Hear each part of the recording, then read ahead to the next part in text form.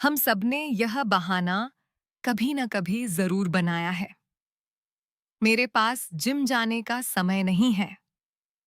दिन भर कुर्सी पर बैठे रहना, लंच के बाद वह भयानक नींद आना और फिर खुद से वादा करना कि कल से पक्का वर्कआउट शुरू करेंगे।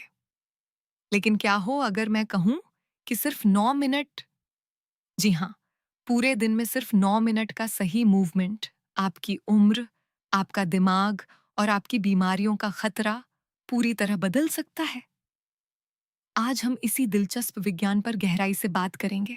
यह सच में एक ऐसा विषय है जो फिटनेस की पूरी परिभाषा बदल देता है। आजकल हम फिटनेस की दुनिया में दो ही बातें सुनते हैं। या तो लोग कहते हैं कि रोज 1 घंटा जिम में पसीना बहाओ वरना कोई फायदा नहीं, या फिर कोई जादुई सप्लीमेंट खा लो और सब ठीक हो जाएगा। लेकिन हमारा शरीर इन दोनों अतियों से कहीं ज्यादा समझदार है। उसे बस सही समय पर सही संकेत चाहिए होते हैं। मांसपेशियों को थोड़ा भार चाहिए, दिल को चुनौती चाहिए और दिमाग को खून का सही बहाव चाहिए। तो चलिए इसी संकेत से शुरू करते हैं। मैंने एक रिसर्च के बारे में पढ़ा जिसमें एक्सरसाइज स्नैक्स का जिक्र था। ये शब्द ही बड़ा अजीब और दिलचस्प लगता है। स्नैक्स तो हम समोसे या बिस्किट को मानते हैं। ये व्यायाम का स्नैक असल में क्या है? ये खाने वाला स्नैक बिल्कुल नहीं है। एक्सरसाइज स्नैक का मतलब है दिन भर में 1 से 3 मिनट का बहुत ही तीव्र शारीरिक मूवमेंट। मान लीजिए आप लगातार 3 घंटे से लैपटॉप पर काम कर रहे हैं। आप अचानक उठते हैं और सिर्फ 1 मिनट के लिए तेजी से सीढ़ियां चढ़ते हैं, या 60 सेकंड के लिए एक ही जगह पर तेजी से जंपिंग जैक करते हैं। यह कोई पूरा वर्कआउट सेशन नहीं है। यह बस शरीर को एक अलार्म देना है कि जागो, हम अभी जिंदा हैं, हम किसी पत्थर की तरह जमे हुए नहीं हैं। लेकिन सवाल ये उठता है कि क्या सच में 1 या 2 मिनट का यह मूवमेंट कुछ असर कर सकता है? हम तो हमेशा से सुनते आए हैं कि जब तक पसीना न बहे तब तक कोई फायदा नहीं।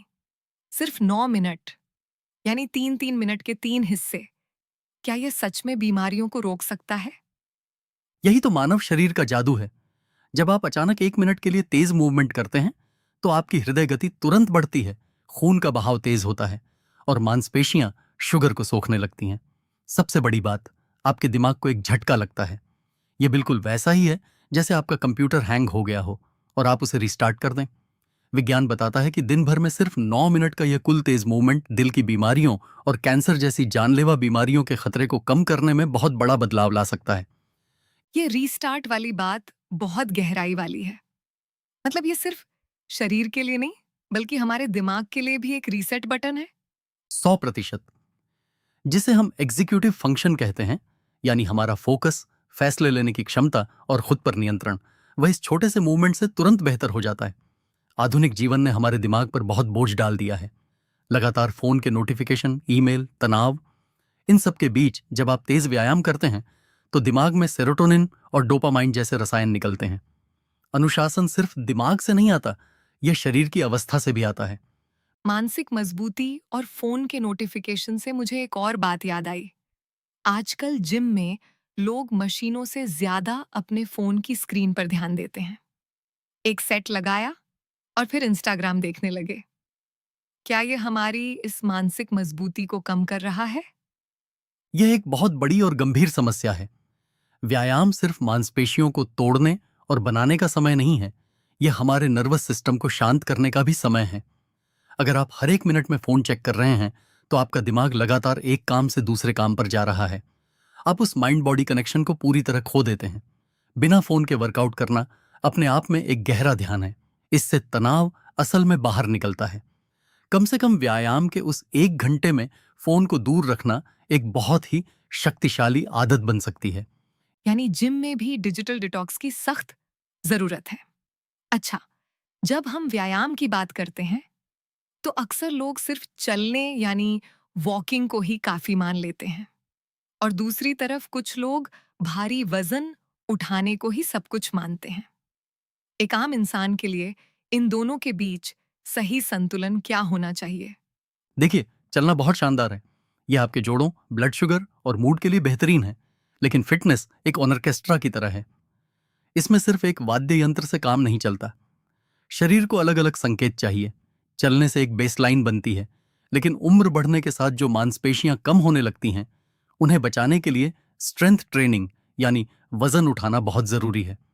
मांसपेशियां सिर्फ शरीर को आकार नहीं देती, वे हमारे मेटाबॉलिज्म का इंजन हैं। वे बुढ़ापे में हमारी आजादी की गारंटी हैं। और सबसे बड़ी बात, जब आप कोई भारी वजन उठाते हैं जिससे आपको डर लगता है, तो वह आपके दिमाग को मुश्किलों से लड़ना सिखाता है। ये बहुत ही खूबसूरत विचार है, बुढ़ापे में आजादी की गारंटी।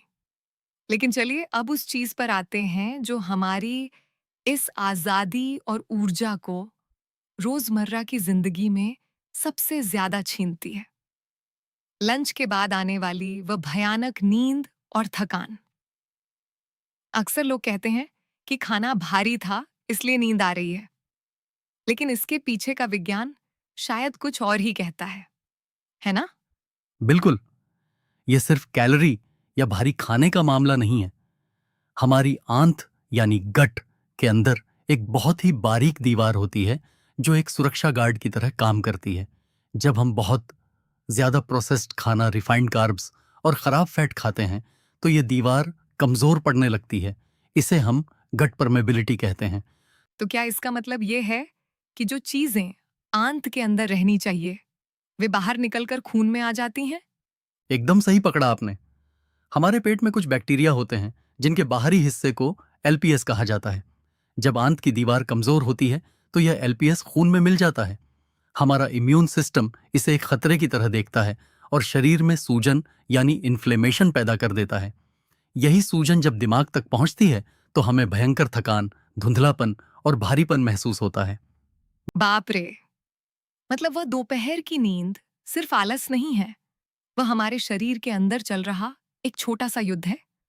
और हम ऑफिस में चाय के साथ बिस्किट, समोसे या नमकीन खाकर इस युद्ध को और भड़का रहे हैं। बिल्कुल ऐसा ही है। कभी कभार ऐसा खाना ठीक है, वह जीवन का हिस्सा है।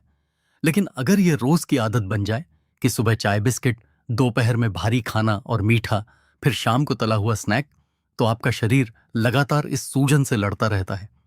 कार्बोहाइड्रेट्स दुश्मन नहीं है, लेकिन फाइबर के बिना जो रिफाइंड कार्ब्स और खराब फैट का कॉम्बिनेशन है वह मेटाबॉलिज्म के लिए बहुत खतरनाक है। ये तो सच में सोचने पर मजबूर करने वाला है। अच्छा, जब भी फिटनेस या डाइट की बात होती है तो एक शब्द जो सबसे ज्यादा गूंजता है वह है प्रोटीन। हर कोई प्रोटीन के पीछे भाग रहा है। क्या ये सही तरीका है? प्रोटीन बहुत जरूरी है, इसमें कोई शक नहीं, खासकर उम्र बढ़ने के साथ मांसपेशियों को बचाने के लिए। लेकिन एक अजीब सा पागलपन आ गया है। लोग सोचते हैं कि सिर्फ डिब्बे वाला प्रोटीन खाने से मांसपेशियां बन जाएंगी। हकीकत यह है कि जब तक आप मांसपेशियों को चुनौती नहीं देंगे यानी ट्रेनिंग नहीं करेंगे, तब तक वह प्रोटीन किसी काम का नहीं है। प्रोटीन सिर्फ एक ईंट है, लेकिन मकान बनाने के लिए मजदूर यानी व्यायाम की जरूरत होती है। ट्रेनिंग पर ध्यान दिए बिना सिर्फ प्रोटीन के पीछे भागना बेमानी है। बहुत ही सटीक उदाहरण दिया आपने। और इसी तरह एक और ट्रेंड है इंटरमिटेंट फास्टिंग यानी उपवास। कुछ लोग इसे जादू की छड़ी मानते हैं। इसका असली सच क्या है? फास्टिंग एक बहुत अच्छा टूल है, लेकिन यह कोई जादू नहीं है। यह काम इसलिए करता है क्योंकि आपके खाने का समय कम हो जाता है तो आप कुल मिलाकर कम कैलोरी खाते हैं। साथ ही यह शरीर को आराम देता है। लेकिन यह सबके लिए नहीं है। जिन्हें बहुत तनाव है, जिनकी नींद पूरी नहीं होती या जिन्हें कोई मेडिकल स्थिति है, उनके लिए यह नुकसानदायक भी हो सकता है। सबसे आसान तरीका है कि रात के खाने और सुबह के नाश्ते के बीच कम से कम 12 घंटे का अंतर रखें। शरीर को खुद की सफाई का मौका दें। भूखे रहकर खुद को सजा देना फास्टिंग का लक्ष्य नहीं है। बिल्कुल, शरीर कोई मशीन नहीं है जिसे लगातार ईंधन डालते रहें या फिर अचानक पूरी तरह बंद कर दें। अच्छा, एक आखिरी तकनीकी सवाल। सप्लीमेंट्स की दुनिया में ग्लूटामाइन और एनएसी बहुत मशहूर हो रहे हैं। कहा जाता है कि ये आंतों और इम्यूनिटी के लिए अच्छे हैं। क्या हमें इन्हें अपनी मर्जी से लेना शुरू कर देना चाहिए? बिल्कुल नहीं। देखिए, ग्लूटामाइन आंतों के लिए अच्छा हो सकता है, लेकिन इंसानों पर इसके बहुत पक्के सबूत नहीं हैं। और जहां तक एनएसी की बात है, यह एक बहुत शक्तिशाली एंटीऑक्सीडेंट है। लोग सोचते हैं कि ज्यादा एंटीऑक्सीडेंट मतलब ज्यादा अच्छी सेहत, लेकिन व्यायाम करते समय शरीर में जो थोड़ा तनाव पैदा होता है उसी से शरीर मजबूत बनता है। अगर आप गलत समय पर बहुत ज्यादा एंटीऑक्सीडेंट ले लेंगे तो आप व्यायाम से मिलने वाले उस फायदे को ही खत्म कर देंगे। बिना डॉक्टर की सलाह के इन्हें लेना समझदारी नहीं है। क्या बात है! मतलब हम सेहतमंद होने के चक्कर में अपनी ही मेहनत पर पानी फेर सकते हैं। ये पूरी बातचीत हमें एक बहुत ही गहरे सच की तरफ ले जाती है। फिटनेस कोई सजा नहीं है और न ही ये कोई गणित का फॉर्मूला है जिसे सिर्फ सप्लीमेंट्स से हल किया जा सके। बिल्कुल सही कहा। हमारा शरीर प्रकृति की सबसे बेहतरीन रचना है। इसे बस थोड़ा सा सम्मान चाहिए।